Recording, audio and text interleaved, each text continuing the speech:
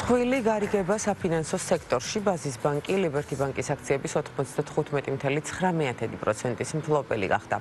მხარეებს შორის ხელშეკრულების ოფიციალურად გაფორმების ღონისძიებაზე აღინიშნა, რომ შერწყმის მიუხედავად მიმდინარე ეტაპზე ორივე ბანკი ჩვეულ რეჟიმში დამოუკიდებლად გააგრძელებს საქმიანობას. რაც შეეხება პორტფელებს, 2025 წლის ფინანსური შედეგებით ბაზის ბანკის მთლიანი აქტივები 4 მილიარდ 900 მილიონი ლარია, წმინდა მოგება კი 122 მილიონ ლარს აჭარბებს ერთ-ერთი უმსხვილესი ფინანსური ინსტიტუტია ლიბერთიც, რომელიც 1,700,000-ზე მეტ ფიზიკურ პირს და 60,000-მდე მცირე და საშუალო ბიზნესს ემსახურება. ბანკის აქტივები 5 მილიარდ 800 მილიონი ლარია, მთლიანი საკრედიტო პორტფელი კი 4 მილიარდ 200 მილიონი.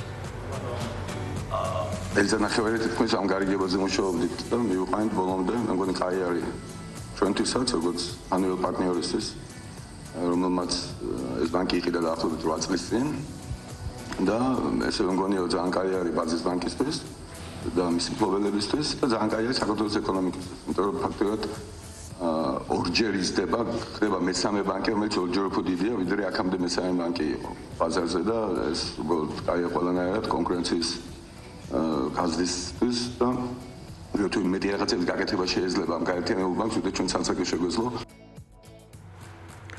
საბანკო სექტორში ამ მსხვილ გარიგებაზე დადებითი შეფასება მარეგულირებელმა ერთი კვირის წინ გასცა, როგორც ეროვნულ ბანკში განმარტავენ ნასყიდობის პირობებზე მხარეებთან საუბარი თითქმის 2 წლის განმავლობაში მიმდინარეობდა და გადაწყვეტილება კანონის შესაბამისად იქნა მიღებული.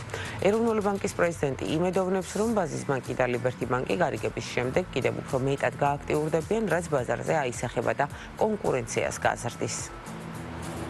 როდესაც ზომით მესამე და ზომით მეოთხე ბანკი ერთიანდება და ჩნდება უფრო მსხვილი მესამე საბანკო ინსტიტუტი. დასაკვირველია, ხა თუ შევადარებთ ჩვენ ზომით ორწამყვან ბანკს, ჯერ კიდევ მცირე არის ზომა, მაგრამ არის კარგი სასტარტო პოზიცია იმისთვის, რომ მესამე მოთამაშე უფრო ესეთი სერიოზული მოთამაშე გაჩნდეს ბაზარზე.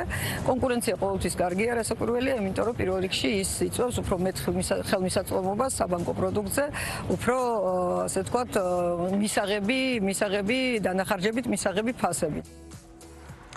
ბაზარზე კიდევ ერთი მსხვილი მოთამაშე ჩნდება, რაც კონკურენციის კიდევ უფრო მეტად განვითარებისთვის წინ გადადგმული ნაბიჯია, ასე აფასებენ საბანკო ასოციაციაში ბაზის ბანკისა და ლიბერთის გაერთიანებას. მათივე თქმით, ბაზის ბანკს გაუჩნდება შესაძლებლობა იმ მსხვილ კლიენტს და ბაზას მოემსახუროს, რომელსაც აქამდე დამოუკიდებლად ვერ ემსახურებოდა. ასევე განავითაროს დაზღვევის მიმართულება და ბანკს გაუჩნდება ამბიცია, რომ მეტად ინოვაციური იყოს და მომხმარებელს ახალი მომსახურებები შესთავაზოს.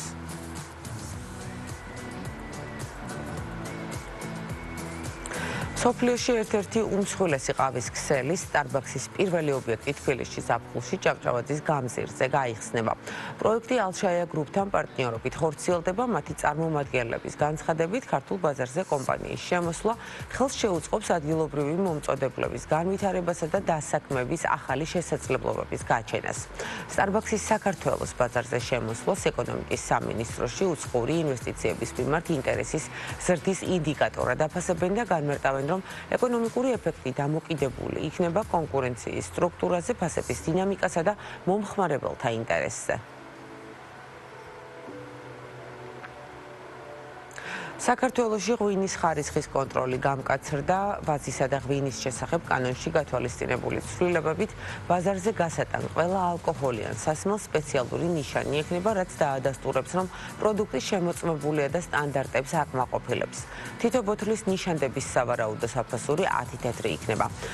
ორგანოლეპტიკური შემოწმება სავალდებულო გახდება ყველა კატეგორიის ღვინისთვის, არა მხოლოდ ექსპორტზე გასატანი, არამედ იმ პროდუქციისთვისაც, რომელიც მხოლოდ საქართველოს ბაზარზე იყიდება.